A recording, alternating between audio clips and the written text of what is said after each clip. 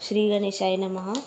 मी माझ्या चॅनलची सुरुवात गणपती बाप्पाच्या नावाने करते, कारण माझ्या गणपती बाप्पांवर माझा खूप विश्वास आहे. त्यामुळं माझं चॅनलचं नाव आहे क्वीन ऑफ काऊ.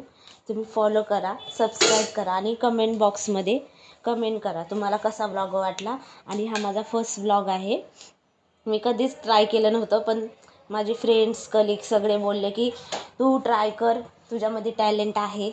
म्हणून मी आज माझं टॅलेंट दाखवायला आज एक ब्लॉग काढला आहे. बघूया कसा आला आहे. आता इथं मी पीठ मळायला घेतलं आहे.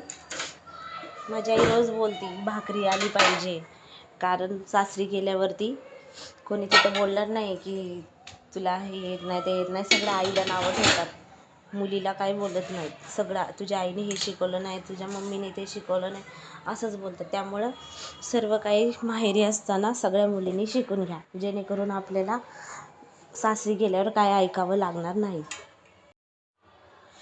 आता मी भाकरी थापून घेतली आहे, तव्यावर टाकली गोल गरगरीत. तर पाणी लावून घेतले त्याला.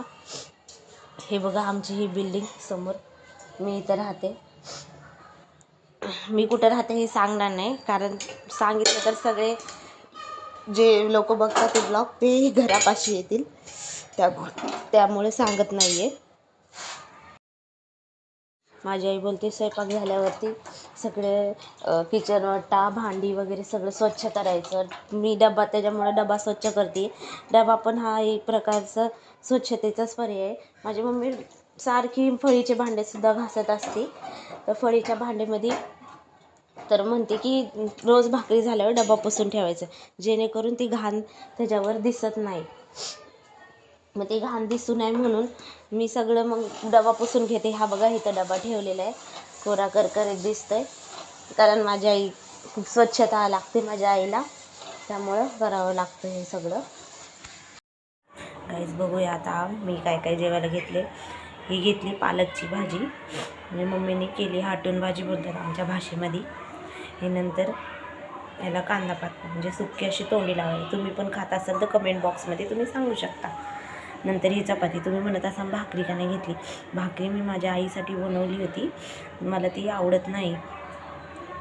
आणि हे दही, कारण काही काळापूर्वी मला पोटाच्या आतड्यानं सूज आली, त्यामुळे डॉक्टरांनी रोज जेवणामध्ये दही खायला लावले मला. नंतर ही मेथी, ही माझी फेवरेट भाजी आहे, ही मला खूप आवडते. रोज जरी दिली तरी मी खाईन.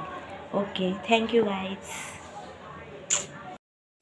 हाय गाईज, मी आता जेवते आहे. जेवता जेवता बिग बॉस बघते. बिग बॉसमध्ये मला रोशन भजनकर दादा खूप आवडतात. सध्या ते दिसत नाही आहेत, पण सगळ्याचे भांडणं वगैरे चाललेत. राखीची भांडणं चाललेत. राखी वेगळाच माहोल बनवते आहे. बघूया आता पुढं काय करते राखी.